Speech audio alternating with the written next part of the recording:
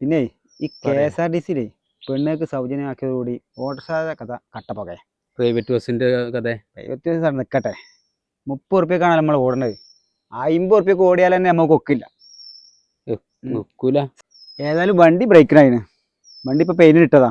അതിന് കുറച്ച് പൈസ വേണപ്പം. ഇതൊന്നും ഉണ്ടാന്നാ ആരോണ്ട് പറയാൻ നമ്മള് പ്രാരബ്ധം ആര് കേൾക്കാനാ. ചെറുപ്പല്ലേ ഇതെവിടെന്നെ? പിന്നെ ഞാനേ വേൾഡ് കപ്പൊക്കെ അല്ലേ, അപ്പം നമ്മളെ ക്ലബിൻ്റെ ഒരു പ്രവചന മത്സരമുണ്ട്. അപ്പോൾ കുട്ടാ, എൻ്റെ അഭിപ്രായത്തിൽ ഏത് ടീമാണ് ജയിക്കുക ഫൈനലിൽ? എനിക്ക് കളിയെ പറ്റിയൊരു എനിക്ക് അറിയില്ല. ഈ മനുവിനോട് ചോദിച്ചു. മനു, നജി പറയടാ.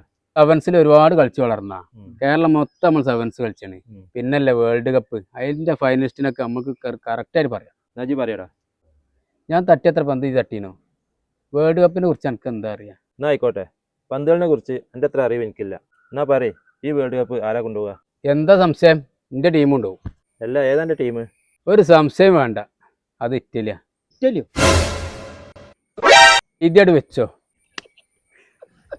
എന്നാ ഇല്ല, കളിക്കാരുടെ പേരെന്ന് പറഞ്ഞ റൊണാൾഡോ, മെസ്സി, എംബാപ്പെ, തോമസ് മുള്ള, റൊണാൾഡീഞ്ഞോ.